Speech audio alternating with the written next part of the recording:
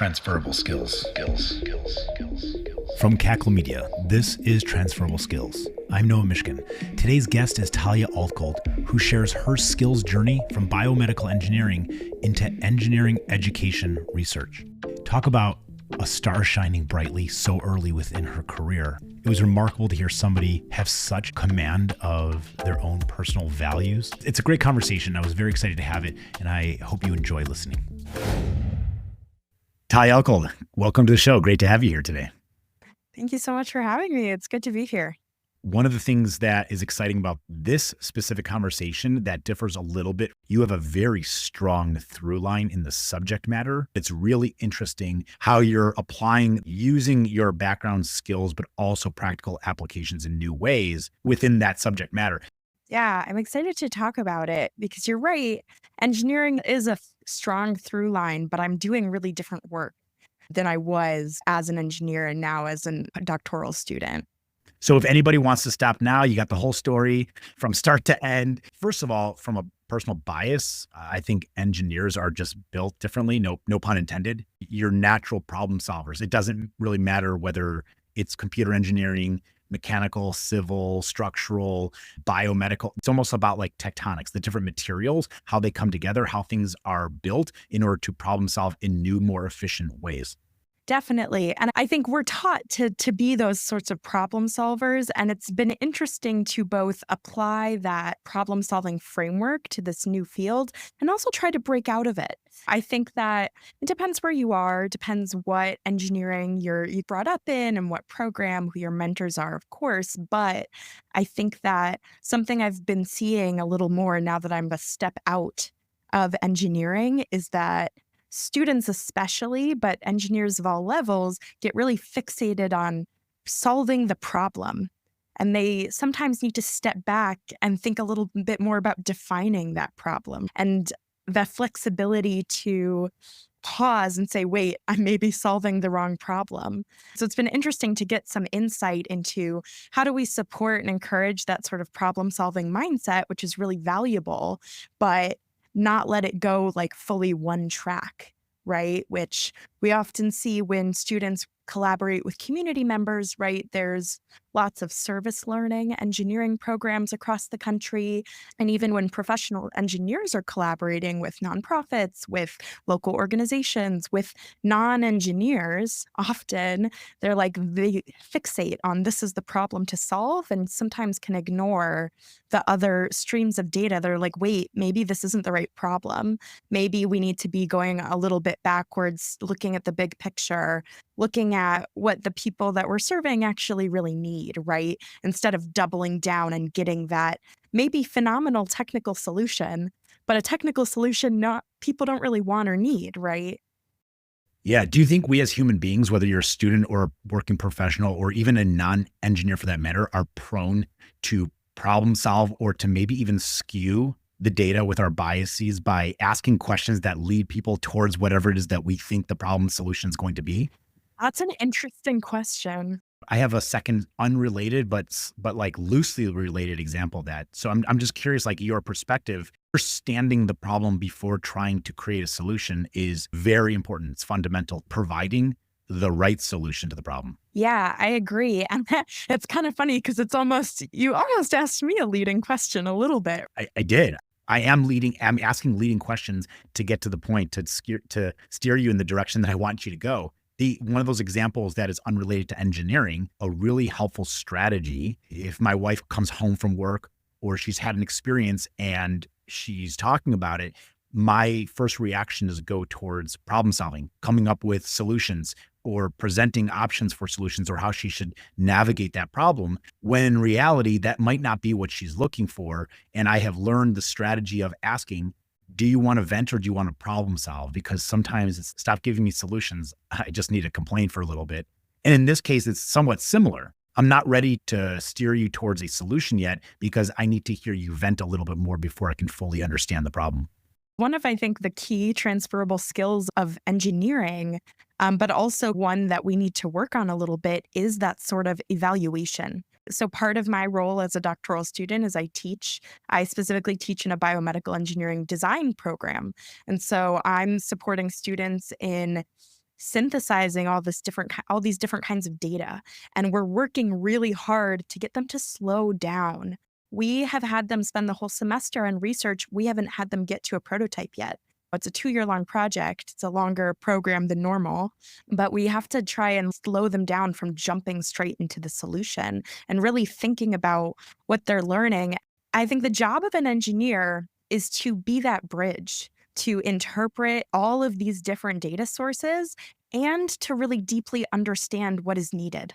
Society kind of positions engineers as these elite problem solvers because they have such wealth of technical knowledge. But I think that means that often in practice, what we see, or at least what I've seen in my research, and especially with students, is that they're unable to really put themselves aside for a minute and listen to the people that they're working with. And instead, they jump in with this solution oriented problem solving, right? And it's a little bit different than your example with your wife because they are there to solve a problem. But I think that there's a little bit of a leap from having some of the knowledge to solve the problem, right? And so engineers, at the end of the day, they're evaluators. They're meant to make these decisions, but they're not taking in all the data that they need and weighting it well and equalizing the playing fields a little bit. They have some knowledge, but not all of it. Yeah. I can't tell though if those are engineers or those are just human beings. Totally. It's the chicken egg, it's the nurture nature question of, do we become problem solvers by way of our education as engineers and they teach us to be those problem solvers? Or are we as engineers or engineering programs attracting people who are naturally like that? I don't know what the answer is. It's probably both. Yeah, I fully agree with that. And I think when I shifted from technical engineering and into this social science field, which is really what I did, it's very humbling because I am learning all of these things from square one. Nobody taught me how to do qualitative research. Nobody taught me how to write, really, even. You're not really taught how to write as an engineer or develop like a strong argument. And so this aspect of listening and interpretation, I feel like something that I've had to cultivate is to really deeply acknowledge my lack of expertise in order to develop that lack of expertise. Yeah. How did you learn how to do that research and writing? Did you eventually, were you taught how to do the research appropriately or in a different way than what you had been doing? Were you taught how to write, or was that just trial and error over time? Oh, I was taught. And I think that's my biggest advice is this field is interesting because most of the professionals in engineering education research are ex-engineers, right? Many of them, the first doctoral program in engineering education was like 2004. I believe it's a very young field in that sense, but people have been doing this research for decades, but kind of hodgepodge, right, on their own. And so now there are these norms and we're learning from other disciplines, right? Anthropology, sociology, psychology, those are big social science disciplines that I draw on quite a bit, and education research outside of engineering education. I stumbled into this field with the help of a mentor who was listening to some of the frustrations I was venting about engineering and eventually was like, how about you start exploring this community of work, which I had no idea existed. And I got into it by talking to experts. I think for several months, I spoke to at least 2 people a week that I was interested in their research. I was interested in their career path. And then, of course, being in a doctoral program, I'm lucky that skill learning and building is more structured. And there's a big emphasis in my program on writing skills. And I'm trying to translate that to my students because, again, this idea of engineering as interpretation and as making judgment calls, you need to be able to communicate that well in your writing. That was a big gap in my skill set, and that's a big gap in my students' skill set. They've done all this research, but they are not doing a good job at then interpreting that research in a cohesive argument. And one of the things I felt like I had to unlearn going from engineering into engineering education was this notion of objectivity. Is it nature or nurture? Are you born to be this like efficient problem solver? And I think probably a little bit of both, but my quote unquote professional opinion, having studied engineering culture for the last couple of years, is really where my research is going. I think that we are socialized to be very efficient, I think that is a core value of engineering. And whether or not you held that value before, you definitely hold it after you get an engineering degree. The other kind of like big pillar, or one of them, is objectivity. We look at the data, we look at the facts, and therefore we make the best decision. But I actually think that's not true. I think it's a myth because I think inherently we are subjective people. And engineers make judgments based on criteria, but who is setting those criteria? When we're thinking about how we're interpreting all of these different data points to then make an argument and make a decision that we both know will hurt somebody and help somebody else, there is no perfect answer.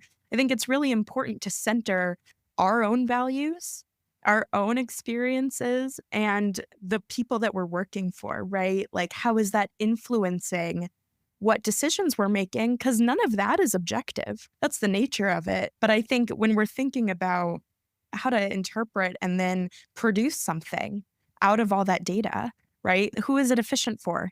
Objectivity doesn't have a huge place in a lot of social science research.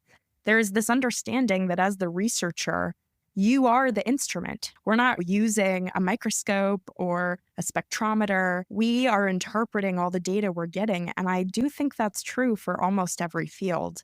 Yeah, for sure. One of my favorite categories of reading is social science. Mm. That area, to me, I find most interesting. And yet, these are all scientists of some degree, and they're using data points. But at the end of the book, it's still their theory. And their True. theory is subjective, and they're using data in order to come up with their theories. Like, the data suggests this, and I believe based on my observation that this is true, and I'm going to write a book based on my theories. And you're right, engineers are taught and scientists are taught to objectively look at data and to value it, which it should be. If you can be more specific about the writing skills and what differs between your earlier writing skills, what wasn't good enough, what was lagging, and how you differentiate your now learned writing skills. I'm curious how you use your subjective as data points when you're approaching any kind of theory, any kind of field of study, or any set of problems. Like, how are you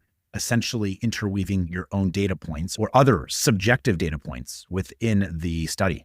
Yeah, great question. I think part of it is this understanding that we are all subjective. This is my personal philosophical paradigm, which is shared by many social scientists, of kind of this constructivist, interpretivist philosophy that the way we perceive the world and make sense of it is unique and individual, and that every single person has that. More fragmented than a traditional engineering kind of post-positivist view that there is this one objective truth.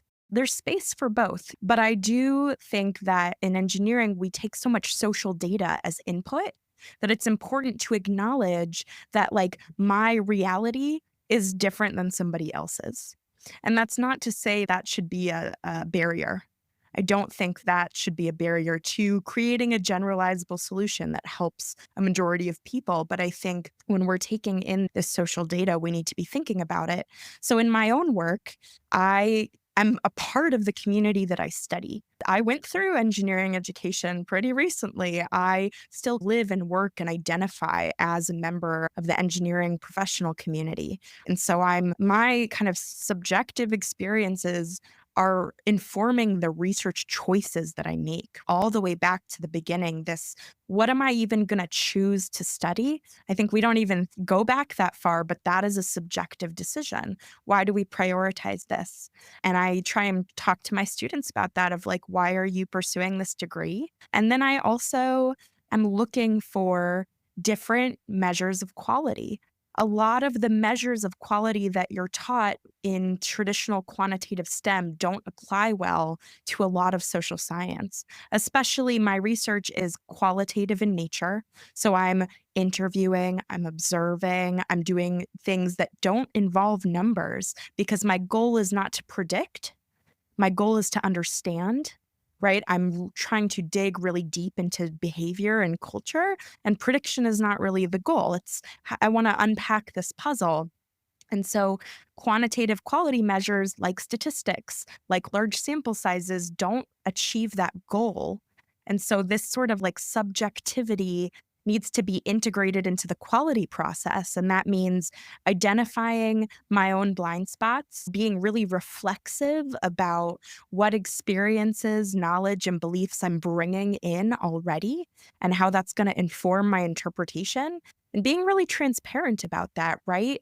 The goal of communicating research, I think, is not to write the authority. It's not to be like, this is the truth. It's to say, here's what I did and here's how I did it. And saying that subjectivity, I think, is a crucial part of that transparency.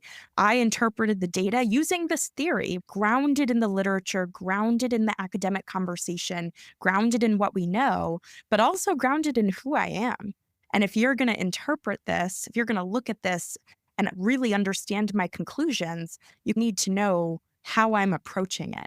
And so that's how I've been integrating Yeah. myself and the subjective nature of how, honestly, I think all research works into my formal work.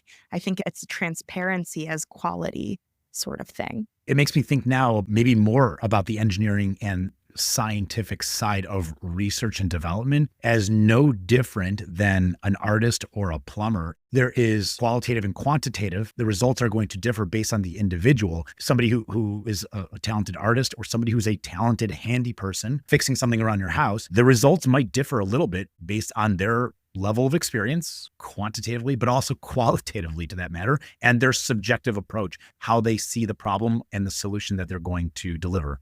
It's so interesting now considering what results would have been different in any kind of field of research and study and development if different people were part of the process. You can rack your brain thinking about the impossible unknowns, but you're right. We often think about the engineering industry at large as being very data-driven, very objective, and yet the variable, which is subjective, is the human being.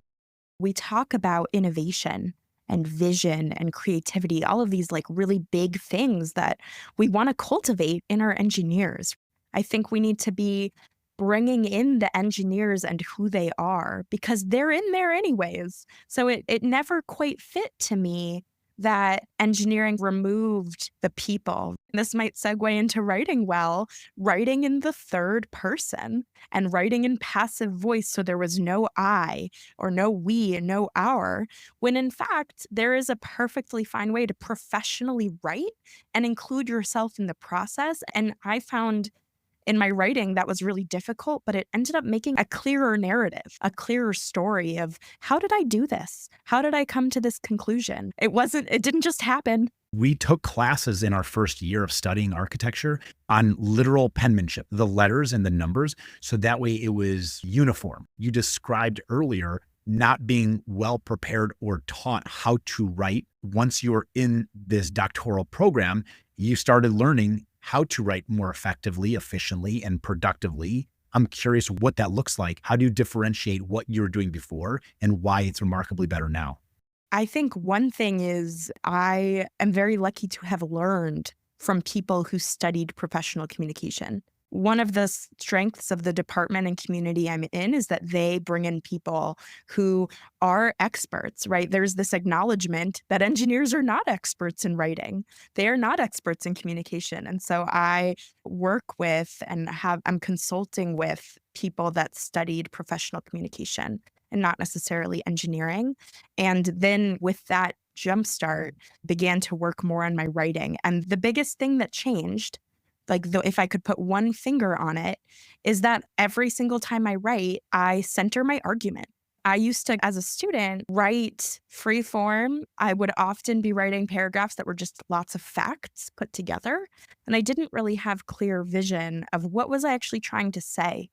And now when I'm writing, I begin every paragraph, even if it feels a little clunky at first, with if there is one thing that my audience needs to remember, it's this exact sentence. And then I write from there and smooth that out. But I think every single piece of writing has an angle. Nobody is interested in reading a collection of facts. There are encyclopedias for that. And I think I used to think that was what technical writing was. It was, let me tell you all the facts.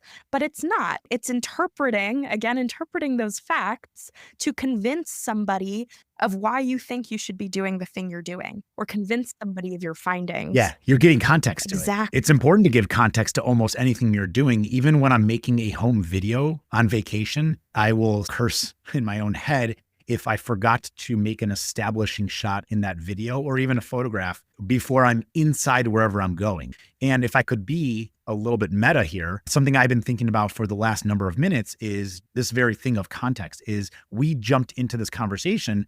The title of this show will be clear, but it's also important to understand the context of Tahlia and what it is that you were doing within engineering. So let's jump back. Let's center this right. in your own story. Let's give an establishing shot. Tell us the type of engineering that you were practicing before becoming a doctoral student and candidate and teaching. Yeah. So my kind of career snapshot is that I studied material science and engineering, and I double majored in biomedical engineering. I thought that I wanted to be an engineer. I went into biomedical engineering for the same reason many people do, which is this urge to help people and create solutions to better the world. I ended up pursuing a master's in biomedical engineering, and kind of at the end of my bachelor's degree and the beginning of my master's and throughout my master's, I realized that I just was not fulfilled. I'd had lots of industry experiences and research experiences in engineering, and I couldn't picture myself doing it. And I kept like running up against this problem that was, I'm here to do something to contribute.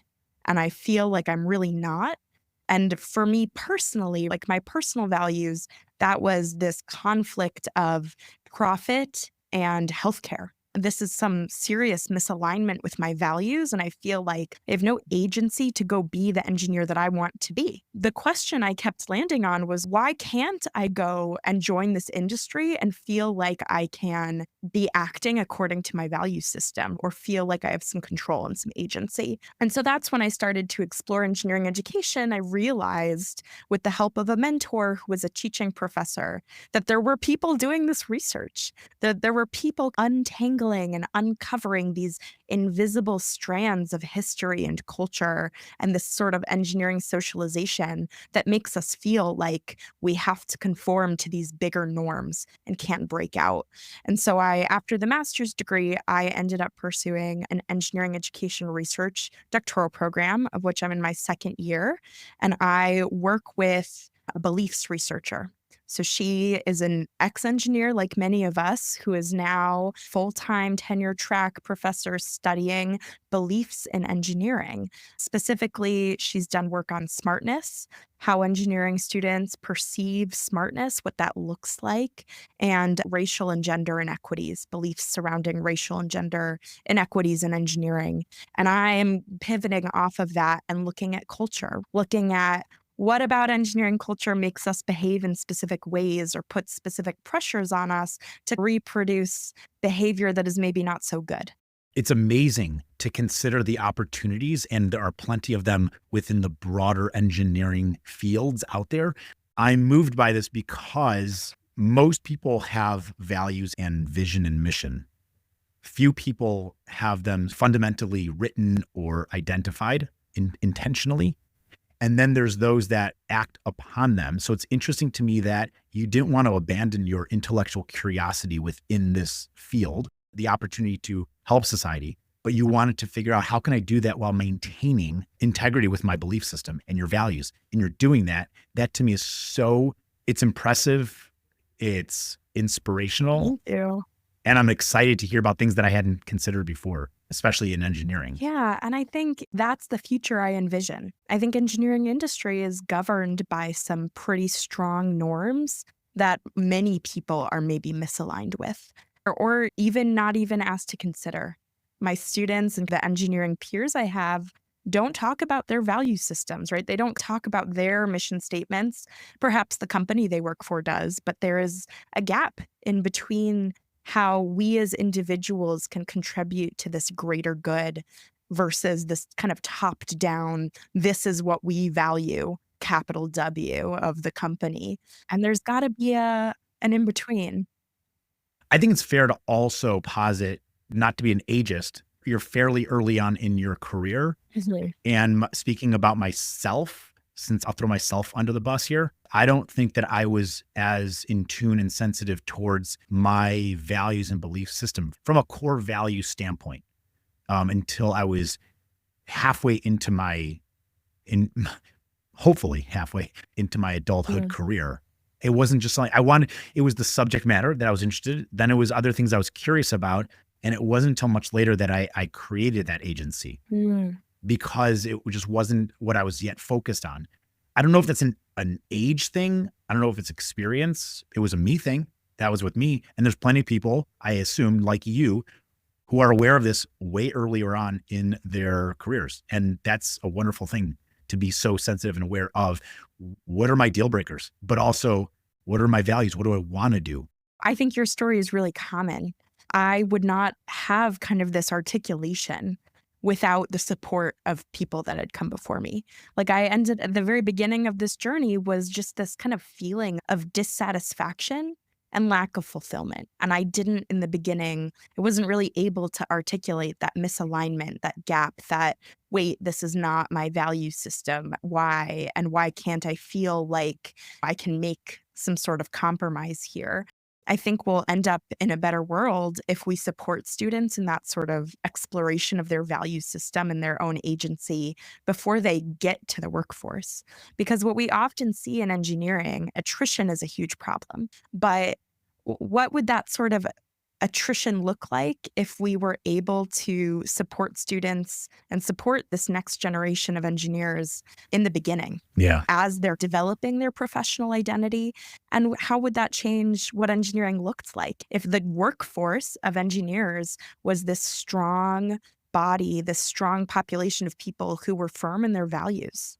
I don't know. We talk about engineers as visionaries for tech often, but I'm curious, and something I like about the field I'm in is we're not envisioning tech, we're envisioning the engineering people. We're envisioning who the future engineers can be. Help me now understand the skills that you're using within the field of research, the skills that you are leveraging from the ones that you have learned as an engineer in the past that you're now applying into how you teach, how you do your own research. When I was thinking about this question, this is the point of the podcast, transferable skills, two big things came to mind. One I've maybe already touched on, which is the ability to really synthesize and interpret multiple streams of data. This, I think, is a key skill of engineers and one we don't focus on very much. In social science research, there's often many data streams or just quite a bit of data of like hours of interview transcripts and theory that you need to bring in. And in engineering, you are sourcing data from lots of different places and then trying to make a cohesive picture. So I think that is a very important skill that engineers cultivate, and other professions do too, of course. But I think this ability to take lots of different data, technical and non-technical, and make it into a cohesive argument for your outcome, that is a huge skill that I bring with me from engineering. The caveat is this definition of what is good data has widened for me. And I think is something I would say from engineering into social science, engineers have pretty strict and narrow definitions of what is considered good data, even though there is no good data, there is no bad data. But I think learning. Is that an argument point? Do you find that yourself arguing about what that means, that definition to people, and what is good Yeah, versus bad, subjective sometimes. versus objective data? Oh, for sure. It's like law. You're Totally. like really debating the nuance and definition of data in this case and how it's applied. Yes. And I think that kind of goes back into our bigger kind of objectivity, subjectivity thread of who's making the call of whether or not this data is valuable and should be incorporated. What a messy bit. Yeah, data is messy, but there is such a practice of discounting the outlier, the messy data at what risk? And I think when we're incorporating human data, social data, which is so important in engineering design, especially, you need to treat it very differently than quantitative data. And so that's a skill that I've gained or maybe built on moving into a social science field is how to better synthesize quantitative, qualitative data and better approach this sort of social data that engineers are not really taught. I don't know about you in architectural engineering and that kind of field, but you're like, go interview some stakeholders. And that's it. And in social science research, there is deep analysis and data collection methods. There is a whole wealth of knowledge of how to do this. And it's something I never learned. That's interesting to me. Yeah, doing it well is the difference. I think Mhm. you're absolutely right. In architecture, we have to do stakeholder interviews in order to understand the program, but there are no systematic universal best practices to go about doing this research. Some do it better than others. And it's funny, the result of a design only has somewhat to do with the level of research that was done. It could also just be they just were bad designers. You have to understand how a program is going to be used in order to design it efficiently. And yet no one really teaches this. Yeah, 100%. And I think that's what I bring into my teaching practice is there is a way to do this with rigor, with quality and systematically and deeply. And not just say, I interviewed some people, here's what they said. Yeah. Which is, I think, the typical approach to this sort of data in STEM spaces. I've thought of the pros and cons list as a data point, a data set. As an example, there is a qualitative measure that is very important. And the misnomer about the pros and cons list, which is typically used to make a decision, an informed decision, the misnomer about that is that whichever list is longer, whichever side has more points in it, it validates the choice. When in reality, the example I have used in the past, when it comes to choosing a restaurant, you might have 20 reasons why this is a great restaurant to go eat at. But if you have one data point on the con side, which is, yeah, but I'm allergic to the food that they serve, you're not going to that restaurant for dinner. And so qualitative is so important besides just quantitative. The stuff that you are focusing heavily on in this research is super interesting to me. The behavioral social sciences. I love that stuff. It's one of my favorite areas. It's so fun to talk to you about because I think people are the most interesting thing. We study these big social issues that really are not unique to engineering, but our context is engineering. And that's okay, right? That's our slice of the pie, but there is like awareness that these are bigger things. And that's why we borrow and collaborate across disciplines. The other big thing I was thinking about as a transferable skill is exactly that, the ability to communicate with and learn from other disciplines. Yeah. The caveat to all of these are part of what motivated me to go into this field is that I'm not sure engineering is doing it that well, but yet it is a skill that I did take with me of engineers are required to translate. They really need to interface with people from a variety of different backgrounds. How well we're taught to do that or how well we actually do, that's a different question. But it is definitely something I bring with me because I work with a lot of engineers who don't understand social science research. And so I think this mindset of, okay, here's what I'm learning, here's what I'm pulling together, but now how can I translate it so that my audience understands my argument, right? This kind of goes all the way back to writing. How can I write so that other people are going to buy what I'm saying and really get the point of what I'm saying? And then this learning. I told you I started at square one with qualitative research. And this was true in engineering too, of I had my skill set handy, but I rarely had the exact content knowledge I needed. I worked for an internship at a biotech company that specialized in orthopedics. I learned so much about tendons. I have so much knowledge, really specialized, specific knowledge about that part of the biomedical industry that I did not learn in school because I didn't take a class on tendons and ligaments, and that's okay. But I had the skill set to go out and learn what I needed to learn, to figure out who the experts were, who was in this conversation that I wasn't yet a part of, and then go get the knowledge that I needed. And so that sort of ability to seek out new information and to expect to seek out new information, I think was really crucial and something that I learned studying to be an engineer and now take with me as I enter a brand new field with people that have been doing this for decades, longer than I have, and for centuries. There's a lot to unpack there. I just want to say, Tahlia, it's been a pleasure to talk to you today. This was so much fun. I want to thank Biomedical Altgold for recommending Tahlia as today's guest, and to you, our listeners, for joining us on this episode of Transferable Skills. Thank you for listening, and remember, the skills you've gained can take you anywhere. Until next time, keep exploring those transferable skills.